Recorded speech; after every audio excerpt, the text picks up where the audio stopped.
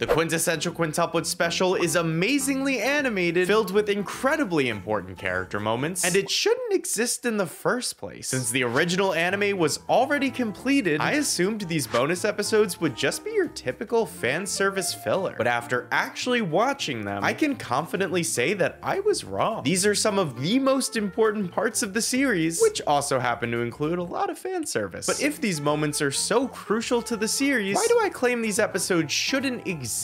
Well, while the specials are great on their own, they highlight a massive issue within the series that nearly ruined it entirely. So, with full spoilers for the series ahead, let's take a look at the Quintessential Quintuplets squiggly line. I really don't know why they named them like this. One of the biggest concerns I had going into these episodes was figuring out where they would fit within the series. Since the synopsis on my anime list simply claims that the special features stories not adapted in the main anime, how would I possibly know where—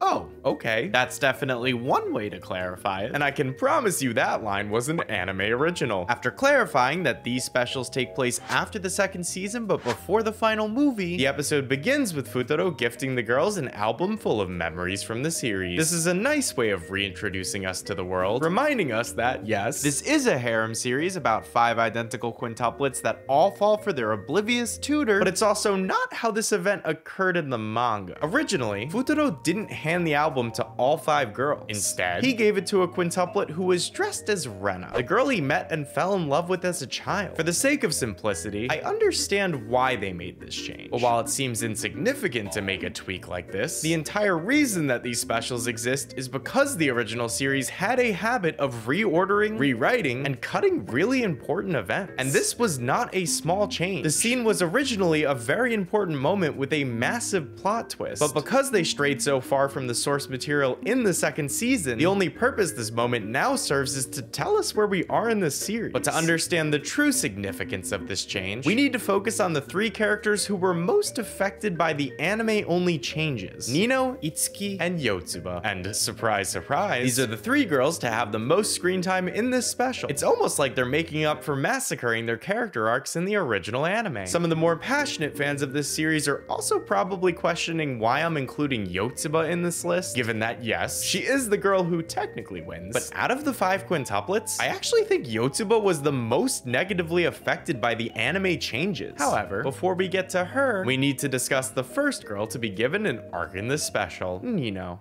We are only at the second scene of the special, and they have already changed another thing, as Nino's moment was now moved to before Itsuki's and Yotsuba's. This one doesn't change things that much, but every small change they make has a butterfly effect on the events thereafter, so it's still important to point it out. While out of the 3 girls, Nino did have the most kept intact within the original series, this originally cut chapter is important in showing Nino's progression as a character, as well as highlighting Futaro's efforts in understanding everyone's feelings.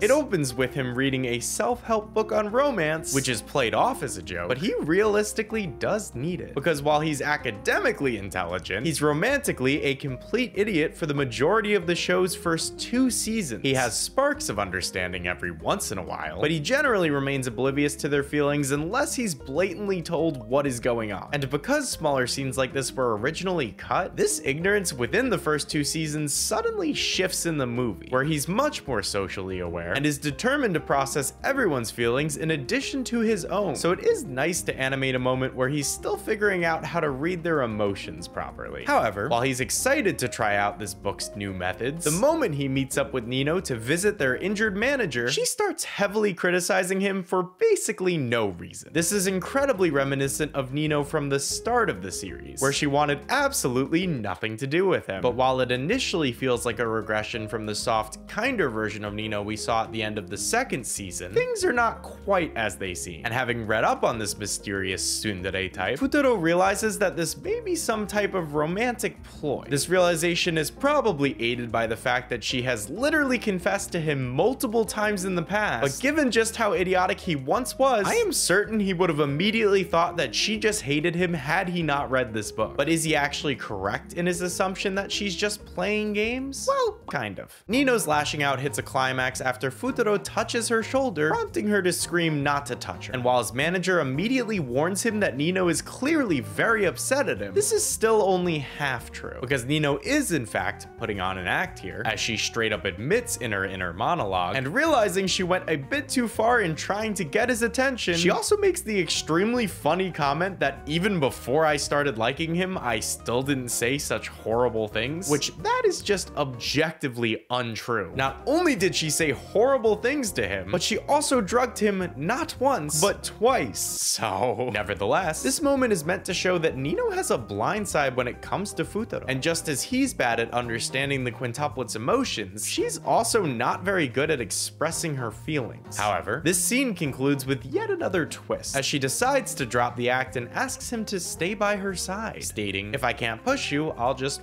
pull you instead." The exact phrase Futaro saw in his self-help book, fully confirming that yes, this was in part to get his attention. It's a pretty simple story, but it clearly outlines exactly where the characters are in their progression. Futaro is actively working to understand each of their emotions, and at the same time, Nino is personally working to make her feelings more clear to him. And when he finally admits to her that he was scared that she was mad at him, her attitude completely shifts. She outwardly boldly claims that he's so easy to read, an obvious lie you would expect from Nino, but inwardly, she admits that she might have been the one that was easy to read after all. It's a rare moment of self-awareness from her that serves as a nice bookend to her character arc. It also gives a nice sense of closure that, you know, would have been wonderful to have before the events of the movie. So while it's great to have these moments now, can you begin to see what my main gripe with these specials are? But at least Nino has plenty of other moments to shine within the series, making this one of the least offensive of the show's cuts. So to see how these cuts continue to snowball into more important moments, let's look to our next girl, Itsuki.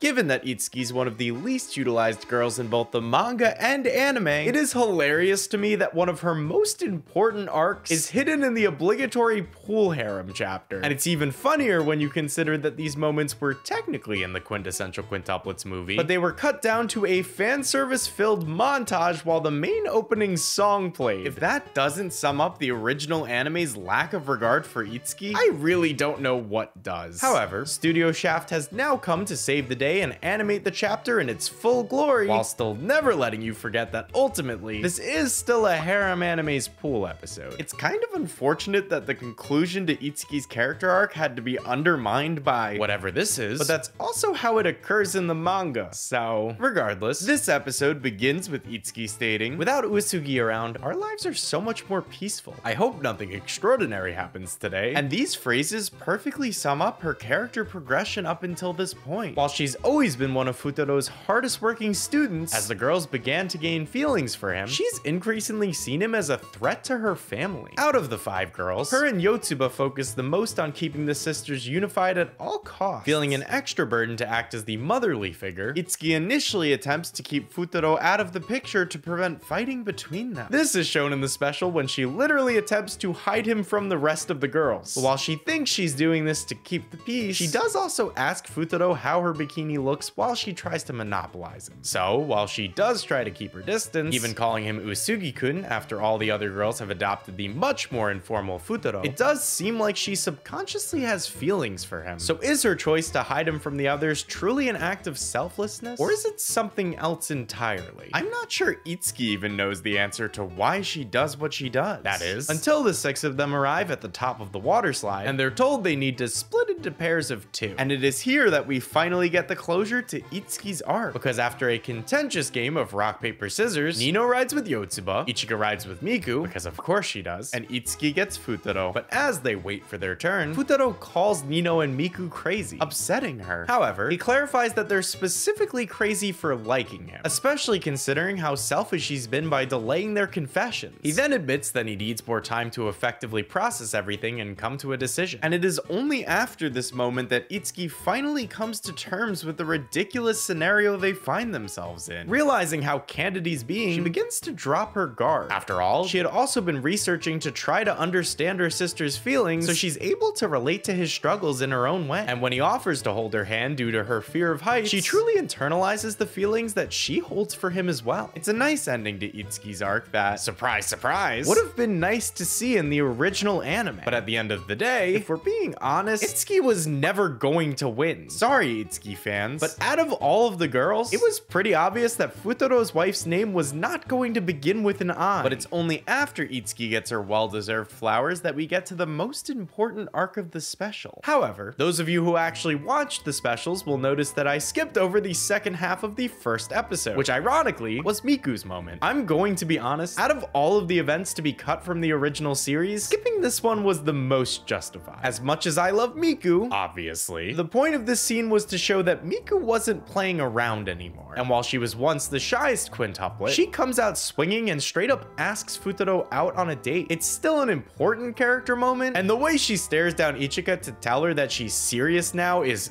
it's great. But given that the second season ends with Miku showing she's not playing around by confessing to Futaro, it's a bit redundant to keep both, especially when you consider how much of Yotsuba's arc was cut. Speaking of which, despite being the girl who ultimately wins, Yotsuba was done so dirty in the original anime series. To give an example of just how badly they botched her character, in my deepest dive into the Quintessential Quintuplets, I stated that chapters 36 and 37 were two of my favorite in the entire series. These chapters cover the Labor Thanksgiving Day arc, which are arguably the most important moments of Yotsuba's initial character growth. So if chapter 35 was covered in episode 13 and chapter 40 was covered in episode 14, when do you think they cover chapters 36 and 37? That's right, episode 22. 3 episodes before the series ended. So maybe the reason I thought Yotsuba winning came out of nowhere is because Yotsuba winning came out of nowhere in the anime. For some reason, they purposely moved the most compelling reasons to like her to the very end, and they cut other ones out entirely. My only theory as to why they would even ever do this is simply the shock value, which is stupid because in a harem series, why would I root for the girl with the least development? It's honestly crazy, but why am I bringing this up now? Well, remember how they changed the first scene of this special, and instead of giving the photo book to the girl dressed as Rena, he hands it to all 5 quintuplets? That's because in the manga, this was the moment when they originally revealed that Rena was Yotsuba. Obviously, this is way too big of a reveal not to include in the anime, but they messed up this reveal compared to how they did it in the manga. In chapter 82, Itsuki tries to recreate a photo that Futaro had once taken with Rena, even dropping a hint by asking him, perhaps you recall something? This moment is meant to be a red herring, causing you to believe that Itsuki's Rena. However, observant readers can immediately notice that something's a little bit off here. As previously established, Itsuki is afraid of heights, so she's incredibly scared to take the photo with a massive cliff behind them. So if she can barely manage this as an adult, why would she have taken a photo with him there as a child? But the manga lets you sit on this question for a few chapters, and Rena's true identity isn't revealed until he hands her the album at the very end of the arc. However, someone is watching this interaction and calls out Itsuki. Itsuki immediately apologizes to the mystery girl and says that they should reveal the truth. Yotsuba is the real Rena, and Itsuki had merely been cosplaying as Rena the entire time. It's a really dramatic and well done moment, but the anime, on the other hand, does this in a much more forced way. She still tries to take a picture with Futaro, but right after, Yotsuba just asks her if she's hiding something from her, and in response, Itsuki folds, stating that Yotsuba should reveal her identity. Technically, I guess it makes sense that Yotsuba would think that something's wrong when Itsuki tried to recreate that photo, but like, I don't think her first thought would be about that whole you cosplaying as me thing. We also never get this amazing panel where Yotsuba claims that everything's fine, but she's clearly torn by Itsuki's decision to impersonate her. It's really well drawn and it breaks my heart every time I see it. Another unplanned consequence of changing these events is Futaro taking a candid of them ends up looking much more creepy. It's just a really strange choice all around. All that to say, within the first 2 minutes of the special, Yotsuba already had an important character moment ripped away from her. But what about the final part of the special, which is dedicated almost entirely to her? Well, much like Itsuki and Nino's big moments, it's really well done here. It's just too little too late.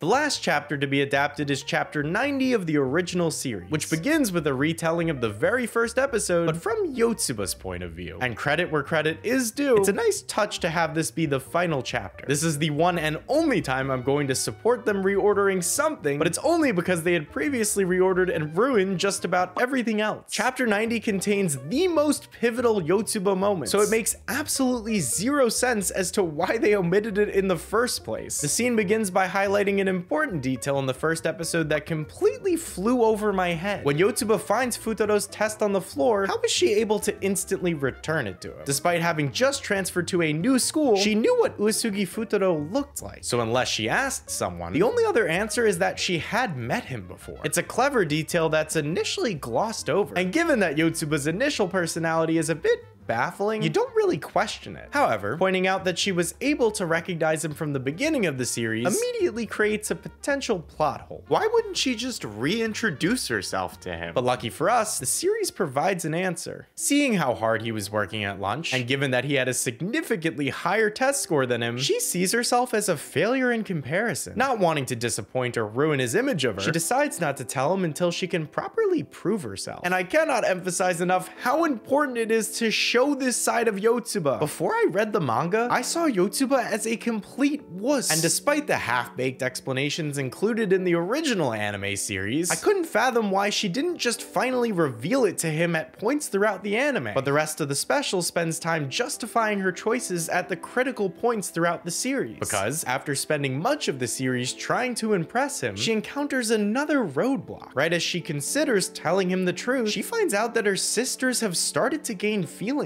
for him. And feeling a sense of responsibility for holding them back in the past, she now decides to hide her identity from him not because of embarrassment, but out of respect for her sisters. Again, I know this is kind of explained in the original anime, but based on the order of the manga, this was supposed to be explained before the events of the movie, and doing this would have made her a much more realistic character. In the attempt to make Futaro's final choice a surprise, they completely ruined any chance of anime-only fans finding a way to relate to her, because you don't really see why she likes him. You get significantly less insight into her inner turmoil as she struggles to fight her own feelings while trying to support her sisters. It's absolutely unforgivable that they didn't previously show this side to her. And while I'm glad these moments are finally here, and the new fans of the series can watch the episodes in an order that makes a bit more sense, this omission forever tainted people's opinions on Yotsuba. I know the majority of this video makes it sound like I hated the special. I didn't. The real problem is just that these moments shouldn't have been a special to begin with. And instead of creating 2 seasons followed by a movie, it would have made much more sense just to have 3 seasons, where every chapter was properly adapted in the order of the manga. And if they really needed the extra box office revenue, then sure, you could have made the last couple episodes a movie. But animating extra moments after the conclusion already aired stopped a lot of viewers from ever watching them. Not to mention that, for people living in the United States, the gap between the second season and the movie still technically exists. As of January 2024, there's no official way to watch the special, so fans waiting on Crunchyroll or HiDive to get the rights are still currently waiting. It's pretty crazy given that the movie was given a theatrical release. Regardless, this video ended up being way longer than I expected it to be, so thank you for listening to me rant once again about this series. And if you want to hear about another series that involves the creator of the Quintessential Quintuplets and didn't get licensed in North America, click here to watch my video on the Way of Pawn.